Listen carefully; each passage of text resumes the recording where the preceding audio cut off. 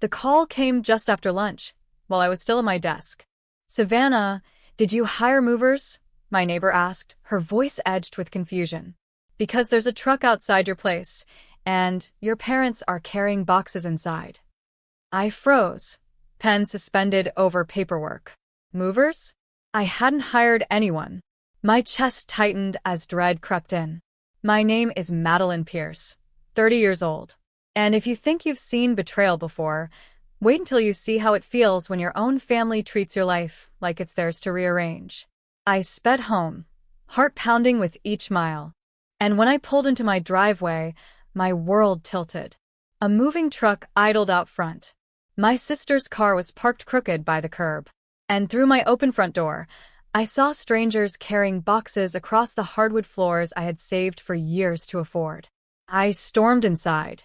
Mom was in the kitchen, directing traffic like a general. Dad lugged furniture up the stairs. And my sister? She stood there with her smug husband, pointing at rooms like she was giving a tour. "What the hell is this?" I demanded. They froze. For one blessed second, guilt flickered across my mother's face. Then she smoothed it over with a smile. "Sweetheart, calm down. Your sister's family needs space. You don't need this whole house to yourself." My stomach lurched. "This is my house. Bought with my money. You had no right." Dad's voice rumbled from the stairs. "Don't be selfish, Madeline. Family shares." Shares? The word stung like acid. They weren't sharing, they were stealing. I looked at the boxes with my sister's name scrawled across them, littering my living room like landmines. And I realized this wasn't a mistake. It was an invasion. My voice came out sharper than I intended. "Get those boxes out. Now." But Mom just waved her hand like I was being dramatic. "Don't overreact, Madeline. Your sister's family is struggling. You've got this big place all to yourself. You'll adjust." Adjust? To strangers in my kitchen? To my bedroom suddenly repurposed for her kids? I clenched my fists, heat rising in my chest. "This isn't charity," I snapped. "This is trespassing. You broke into my house." Dad stomped down the stairs, his face flushed with annoyance. "We used the spare key. You gave it to us for emergencies." "This is an emergency." I laughed, but it came out bitter. "An emergency is a fire, Dad. A burglary. Not your golden child needing free rent." My sister finally spoke, arms crossed, chin high. "We deserve this, Maddie. You don't even appreciate what you have. You're single, no kids, no responsibilities. Why not let someone who actually needs this house live here?" The movers shifted uncomfortably, glancing at me like they'd walked into a war zone. I turned to them, my voice steady. "Stop unloading. This isn't authorized." One of them hesitated. "Ma'am, your mom hired us." "She's not the owner." I cut in, pointing to myself.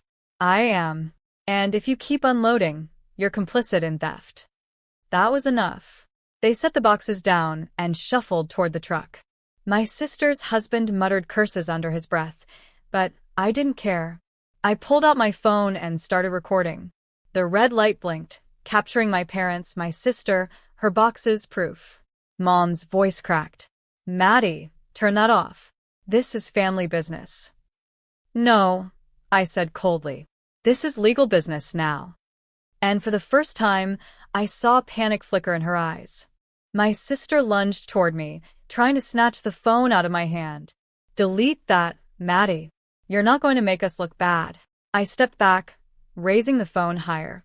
"You don't need me to make you look bad. You're doing that just fine on your own." Dad's voice boomed, sharp and commanding. "Put the phone down, Madeline. You're not dragging this family name through the mud because of a misunderstanding." "A misunderstanding?" I barked out a laugh, shaky but fierce. "You broke into my house. You hired movers without asking. You tried to shove me out of my own life. How is that a misunderstanding?" The mover shuffled by with the last of the boxes they had already carried in, murmuring apologies as they slipped out the front door. One of them whispered, "Good luck," before climbing into the truck. Even they knew how ugly this had become. My sister crossed her arms, her voice dripping with entitlement. "You're seriously going to kick us out?" After everything Mom and Dad have done for you? I lowered my phone just enough to meet her eyes. What exactly have they done for me? Forgotten my birthdays? Laughed at my choices? Sold my things behind my back? Tell me, sister, what debt do I owe you? For once, she didn't have an answer. Mom's tone turned icy. We're only trying to help your sister. Don't you dare turn this into some sort of betrayal. Don't I dare? I said, my voice trembling with rage. This is betrayal. And you've made it very clear where I stand in this family. At the bottom. Always replaceable. Always disposable. Not anymore. Their silence was deafening. And for the first time I knew they finally realized I wasn't going to fold. I walked straight past them, heart hammering but my hands steady. At the front door, I turned the deadbolt with a sharp click and faced them. You're not welcome here. Not anymore. Mom gasped as if I had slapped her. Madeline, you don't mean that. We're your parents. I lifted my phone, scrolling to the video I'd just taken, the movers, the boxes, my family caught red-handed in my living room. This goes to my lawyer tonight. And if you ever step foot in this house again without my permission, I'll make sure the police see it too. Dad's face turned red, his voice booming. You wouldn't dare call the police on your own family. I held his stare. Try me. My sister scoffed, her arms crossed. You think anyone will believe you over Mom and Dad? Everyone knows you're dramatic. I smiled coldly. Everyone will believe the deed with my name on it. Everyone will believe video footage. Everyone will believe texts and emails where you've already admitted you're moving in. I'm not the dramatic one here. I'm the prepared one. For the first time, my sister's confidence cracked. Her husband muttered something about leaving, tugging at her sleeve. Dad looked like he wanted to explode, but Mom's face was what stilled me. Pale, tight, scared. Please, she whispered. Don't do this. Families share. Families sacrifice. Funny, I said quietly. That only seems to apply when I'm the one losing everything. I opened the door wide and pointed outside. Get out. They hesitated, frozen, waiting for me to back down. But I didn't blink. Not once. Finally, they picked up the boxes and walked out into the night. I shut the door behind them. This time, the lock clicked like music. The house was silent again, but my pulse still thundered in my ears.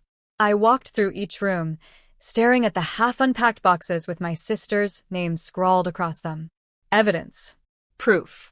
Every cardboard piece screamed entitlement, and instead of rage, I felt something colder now, resolve. That night, I sat at my desk and drafted a message. Not to my family. To my lawyer. I attached the footage from the security cameras, the video I'd recorded, and photos of the movers' contracts left crumpled on the counter. My lawyer's reply came within the hour. Good. This establishes trespassing and attempted unlawful occupancy. Don't worry, we'll handle it. The next morning, I posted one photo on social media. Just one.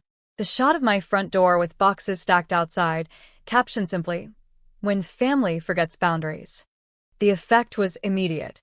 Messages poured in, friends, co-workers, even distant relatives who hadn't spoken to me in years. Everyone wanted to know what happened. Some offered sympathy, others shared their own horror stories. But one thing was clear. My family's carefully curated image of being close-knit and perfect was unraveling. By noon, my sister called again. I let it ring. Then Mom.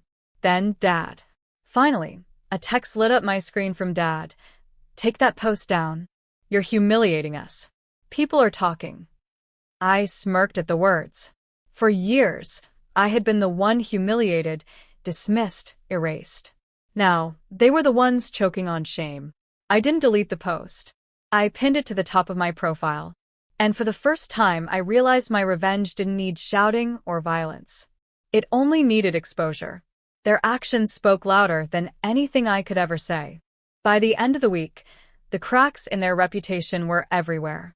At work, my sister's boss confronted her about the photo, asking why her family was in the middle of a trespassing scandal.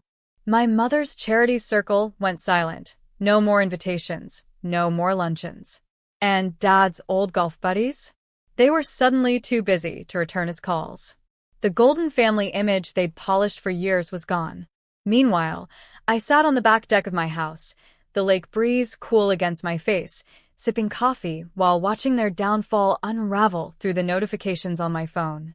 Every time someone liked the post or commented, their humiliation grew heavier, and mine lifted lighter. At 8:14 p.m. that Friday, my phone buzzed again. This time it wasn't anger. It was desperation. Mom. Madeline, please take it down. We'll talk. We'll make it right. Dad. Enough is enough. You've proved your point. Stop this before it ruins us. My sister. Delete it, Maddie. You don't know what you're doing. I laughed quietly, shaking my head.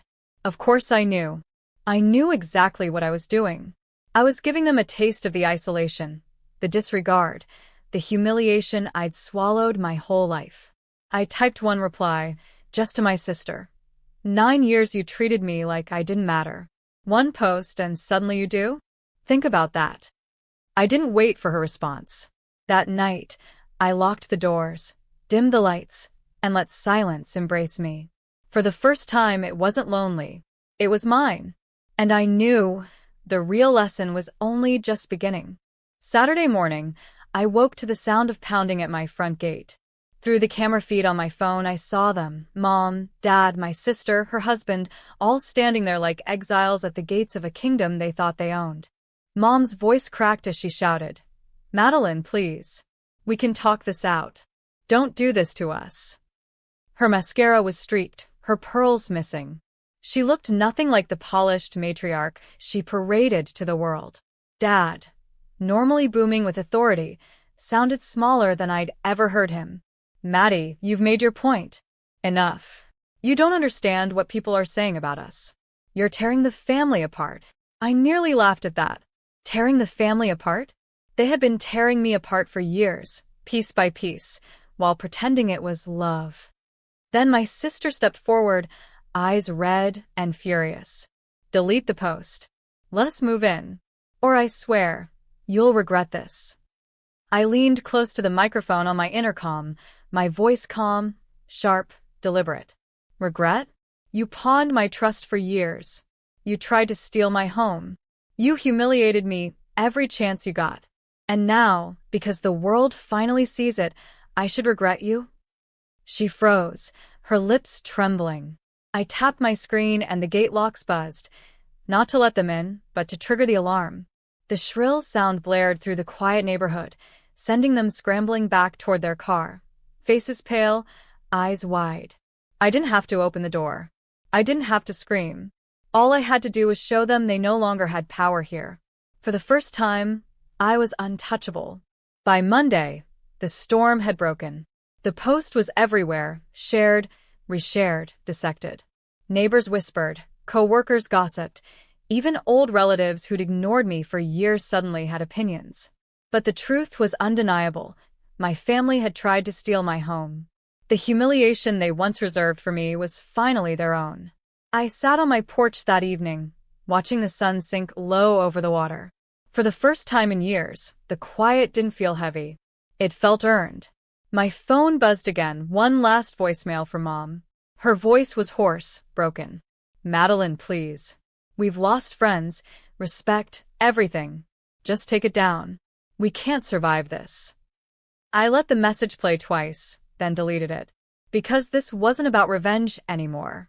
It was about balance. For years, I was the forgotten one. The doormat. The scapegoat. They had stolen my birthdays, my self-worth, my voice. But not anymore. Now they would learn that some doors, once closed, don't open again. I walked back inside, locked the door, and poured myself a glass of wine. The lake shimmered through the glass walls of my living room, peaceful and untouchable. As I sank into the couch, I whispered to myself, this house isn't just mine, it's proof. Proof that I'm not disposable. Proof that their control is over. And when I finally powered off my phone, letting the silence take its place, I knew one thing for certain. They wanted me to regret drawing a line. But the only regret in this story would forever be theirs.